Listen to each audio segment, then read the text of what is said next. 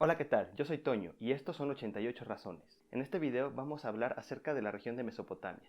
En esta región se formaron las primeras ciudades y se sentaron las bases culturales para la sociedad actual. Mesopotamia fue una región que se ubicó a las orillas de los ríos Tigris y Éufrates, en lo que el día de hoy conocemos como los países de Irán e Irak. El nombre proviene del griego y quiere decir tierra entre ríos. El clima de esta región es muy desértico, salvo en las zonas que se ubican a la orilla de los ríos, las cuales son perfectos para un asentamiento humano. En esta región, el recurso de la madera y la piedra son muy limitados, por lo cual la mayoría de sus edificios están construidos con adobe y ladrillo.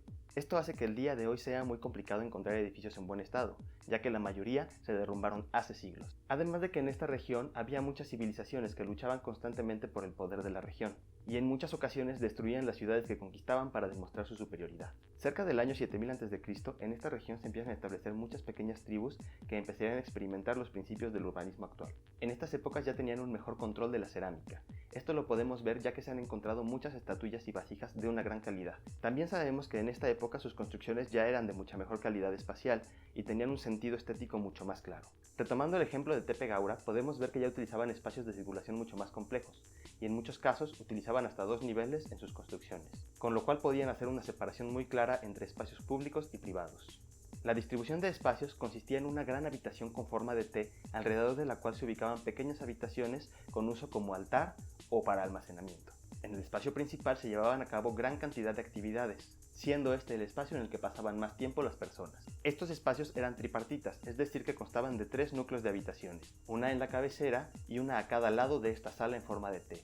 A nivel ciudad se empieza a ver una intención de separación de usos en distintos barrios de la ciudad, de acuerdo a la naturaleza de cada zona. Había barrios habitacionales, comerciales, rituales y administrativos. Todas las ciudades contaban con murallas de varios metros de ancho, lo cual hacía mucho más difícil que las invadieran. También empezaron a hacer edificios de arquitectura monumental en los principales sitios de la ciudad. Sin embargo, uno de los principales avances de esta época fue que empezaron a utilizar la canalización del agua. Estos canales significaron el avance de las sociedades que solo construían por supervivencia a sociedades con tiempo para desarrollar el arte y la cultura, ya que ahorraban muchas horas de trabajo a las civilizaciones. Al principio, como lo explicamos en el video de prehistoria, las civilizaciones se asentaban en las orillas de los ríos, y empezaron a hacer sembradíos en los terrenos que estaban más cerca a la orilla de estos. Sin embargo, cuando la población creció, también los emplazamientos lo fueron haciendo paulatinamente. Esto hizo que cada vez los sembradíos quedaran mucho más lejos de la orilla del río, pero con el nacimiento de la alfarería empezaron a poder transportar el agua desde el río hasta los sembradíos. Sin embargo, esto significaba muchas horas de trabajo para estas personas. Después empezaron a utilizar la rueda, con la cual podían construir carretas para llevar estos cántaros de agua desde el río hasta los sembradíos. De esta manera empezaron a crear redes viales para poder llevar estos cántaros a los sembradíos de una manera mucho más eficiente, ya que la línea recta es la forma más fácil de llegar de un punto a otro. Y poco después empezaron a domesticar a los caballos para que ellos fueran los que jalaran estas carretas, ahorrando no solo tiempo sino también esfuerzo. Pero con el paso del tiempo notaron que si hacían surcos en la tierra, el agua naturalmente entraría a ellos, por lo cual podían llevarla sin ningún esfuerzo de un lugar a otro.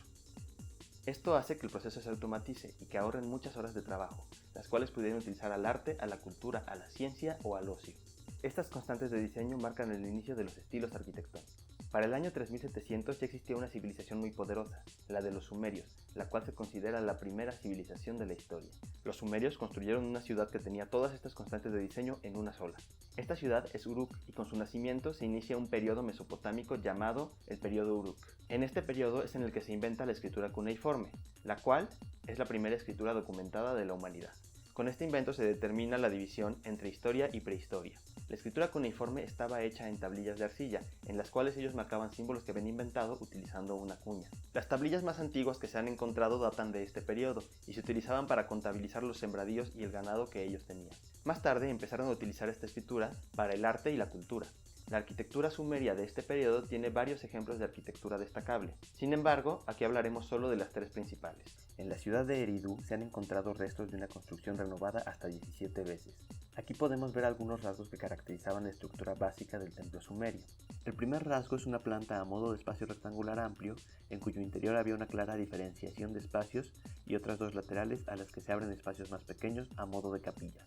El segundo rasgo es la elevación de la estructura externa y la construcción de una fachada. A los ojos del espectador se crean juegos de luces y sombras, una especie de pequeña fortaleza elevada sobre una plataforma a la cual era posible acceder por una escalinata situada a uno de los lados.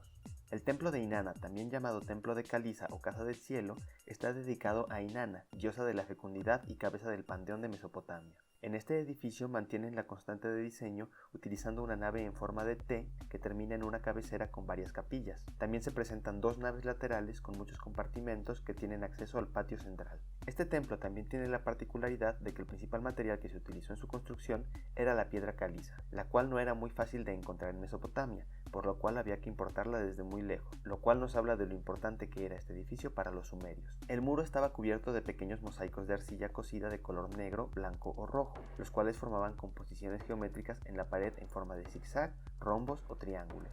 De esta forma la estructura era mucho más sólida y además hacían que el edificio fuera estéticamente bello. Dado que habían descubierto la canalización del agua y muchos otros adelantos para su época, tuvieron mucho tiempo para dedicar al arte y a la estética. Esto lo podemos ver en la gran cantidad de objetos ornamentales que crearon en estas épocas. Otro edificio importante en la antigua Sumeria fue el Templo Blanco de Uruk, donde todos los elementos ensayados cobran forma definitiva. El Templo Blanco de Uruk estaba orientado a los 4 puntos cardinales.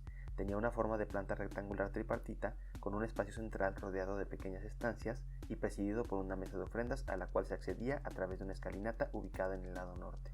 El templo blanco es el paso previo a la configuración del zigurat mesopotámico. La elevación se puede relacionar con el significado que los sumerios dieron a las montañas, a las que veían como un lugar sagrado perfecto para ubicar un templo. El zigurat es un templo de la antigua Mesopotamia que tiene una base en forma de pirámide con un templo en lo alto.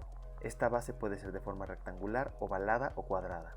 La parte que se encontraba a la intemperie estaba construida con ladrillos secados al sol, mientras que los muros interiores estaban revestidos con ladrillos cocidos.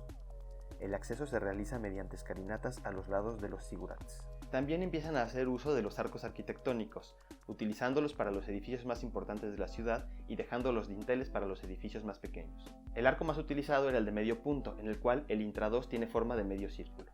Originalmente se hacía con dovelas de adobe o de tabique. Este arco se empieza a utilizar alrededor del año 3500 a.C.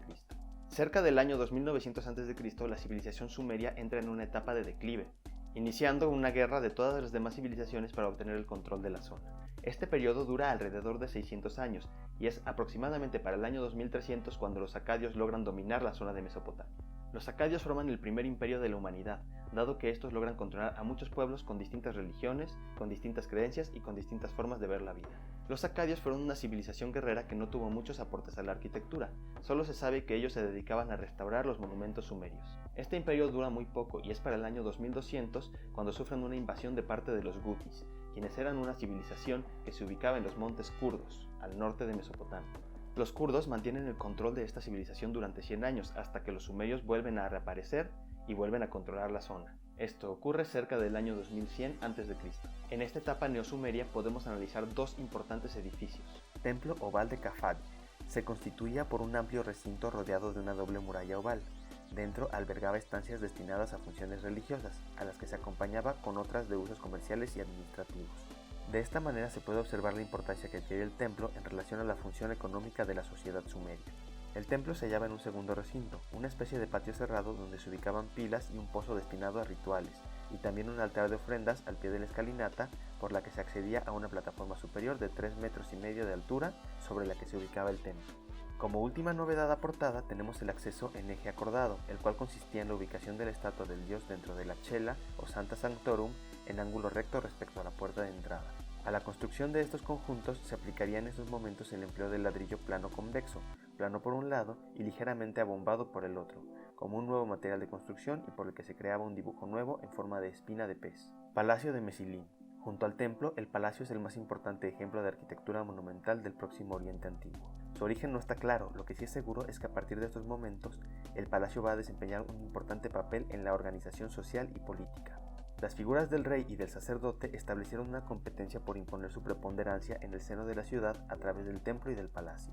Su primera consecuencia fue la construcción de numerosos conjuntos palaciales de gran envergadura. El primer palacio plenamente reconocido es el llamado de Mesilín o Palacio Ade-Kish, ciudad mítica a la que la leyenda atribuye el honor de haber sido elegida por la realeza para descender de nuevo a la tierra tras el diluvio.